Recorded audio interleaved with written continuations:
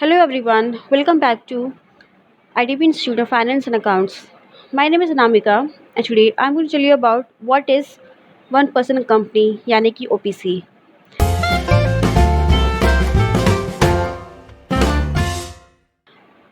It is also a form of type of company on the basis of ownership. इसके पहले video में हमने बात की थी पब्लिक कंपनी के बारे में, प्राइवेट कंपनी के बारे में. अब हम बात करेंगे वन पर्सन कंपनी यानी कि OPC होती क्या है. So it is written over here characteristics of OPC.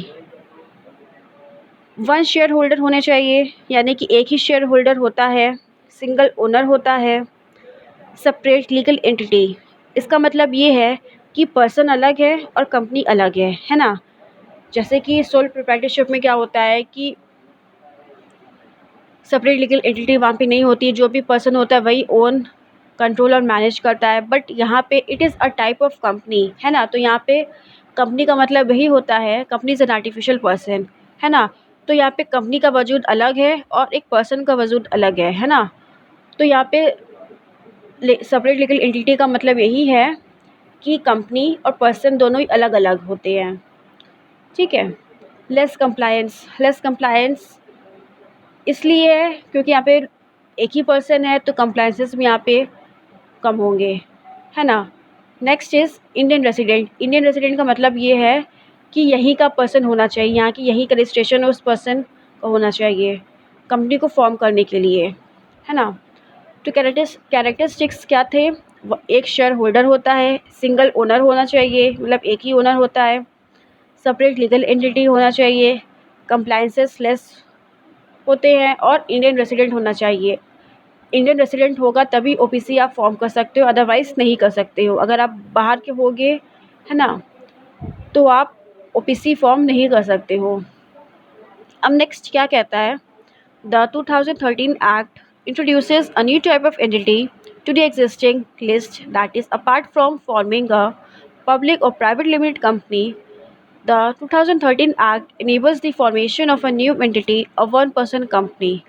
यानी कि 2013 के बाद a new type of entity form हुई थी. कौन सी. OPC यानी कि वन पर्सन फॉर्म हुई थी. ठीक है. And OPC means a company in which there is one person as its member. OPC ऐसी कंपनी होती है जहाँ पे एक ही पर्सन एज अ मेंबर होना चाहिए. यहाँ पे यानी कि एक ही शेयर होल्डर होता है ना. शेयर होल्डर्स कौन होते हैं वो मैंने आपको बताया. जो शेयर्स होल्ड करते हैं वो हमारे शेयर होल्डर्स कहलाते हैं और जिनका नाम कंपनी में रजिस्टर्ड हो जाता है वो हमारे मेंबर्स. वो शेयर होल्डर्स हमारे कंपनी में रजिस्टर्ड हो जाते हैं तो वो हमारे मेंबर्स कहलाते हैं है ना. तो an OPC means a company in which there is one person as its member. Section 3 subsection 1 of 2013 act. तो ये 2013 एक्ट के तहत स्टार्ट हुआ था वन पर्सन कंपनी. अब है requirements of one person company. यानी कि क्या क्या रिक्वायरमेंट्स होने चाहिए वन पर्सन कंपनी यानी कि OPC फॉर्म करने के लिए. रूल 3(1) यह कहता है it provides that only a natural person who is an Indian citizen and a resident in India. Indian resident का मतलब ये होता है कि जो हमारा रजिस्ट्रेशन इंडियन होना चाहिए मतलब इंडियन पर्सन होना चाहिए. और रेसिडेंट इन इंडिया का मतलब ये होता है कि 182 डेज़ है ना. 182 डेज़ जो पर्सन यहाँ पे रह चुका होता है वो हमारा रेसिडेंट कहलाता है इंडिया का. यानी कि वो पर्सन OPC फॉर्म कर सकता है. बट इंडियन सिटीज़न और रेसिडेंट इन इंडिया का मतलब क्या होता है ये आप समझ लीजिए. रेसिडेंट इन इंडिया का मतलब ये होता है कि 182 डेज़ होने चाहिए यहाँ पे वो पर्सन. 182 डेज़ रहना चाहिए यहाँ पे. और इंडियन सिटीज़न कि वो यही का पर्सन होना चाहिए, वो कहीं बाहर का नहीं होना चाहिए. अदरवाइज़ आप OPC नहीं फॉर्म कर सकते हो. अगर ये दोनों चीज़ है तभी आप OPC फॉर्म कर सकते हो. नेक्स्ट पॉइंट क्या कहता है.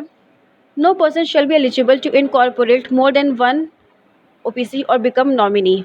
वो पर्सन होना चाहिए यानी कि एक ही पर्सन होना चाहिए OPC को फॉर्म करने के लिए, एक से ज़्यादा नहीं होना चाहिए. और बिकम नॉमिनी. नॉमिनी कौन होते हैं. वो पर्सन जो आपके बिहाफ में काम करते हैं, बिहाफ में मीन्स कि अगर आपको कुछ हो जाए या अगर आप नहीं हैं, है ना, आपके जैसे आप मेनली बैंक अकाउंट आप ओपन कराते हैं तो एक नॉमिनी का फॉर्म भी होता है ना, तो नॉमिनी आप किसको रखना चाहते हैं? वो पर्सन जो आपके बिहाफ में या आपके ना रहने पे चीज़ें देखता है ना। तो एक ही पर्सन नॉमिनी भी होता है और एक ही पर्सन शेयर होल्डर या ओनर होता है ना।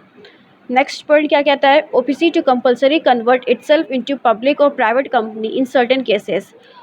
ओपीसी कुछ फॉर्म में कन्वर्ट हो जाता है पब्लिक या तो प्राइवेट कंपनी में। कब? जब where the paid up share capital of an OPC exceeds 50 lakh rupees, यानी कि 50 लाख रुपीज़ का अगर पेड अप शेयर कैपिटल हो जाता है तो आप ओपीसी को प्राइवेट या पब्लिक कंपनी में कन्वर्ट करना है आपको, इट इज़ कंपल्सरी, है ना। और it's average annual turnover during the relevant period exceeds 2 crore rupees, यानी कि एनुअल टर्नओवर 2 करोड़ से ज़्यादा होना चाहिए। It shall cease to be entitled to continue as a 1% company. तो इस वीडियो में हमने बात की थी 1% कंपनी क्या होती है, ओपीसी, है ना। एक share holder, single owner, separate legal entity, less compliance और इंडियन रेसिडेंट। ओपीसी कब स्टार्ट हुई? 2013 के बाद ये एक्ट हमारा आया था और एक ही पर्सन होना चाहिए यहाँ पे। सेक्शन 3 सबसेक्शन 1 ऑफ 2013 के तहत रिक्वायरमेंट्स क्या होना चाहिए? It provides that only a natural person who is an Indian citizen और अ रेसिडेंट इन इंडिया, ठीक है। No person shall be eligible to incorporate more than 1 OPC और बिकम नॉमिनी। वो पर्सन जो मतलब एक से ज़्यादा पर्सन नहीं होना चाहिए, ना तो ही कंपनी का ओनर और ना ही नॉमिनी। और अगर आपकी paid up share capital 50 lakh से ज़्यादा अगर हो जाती है तो आपको पब्लिक या प्राइवेट कंपनी में कन्वर्ट करना पड़ेगा। So this is all for this video. Next video में बात करेंगे types of company on the basis of liability. Thank you for watching this.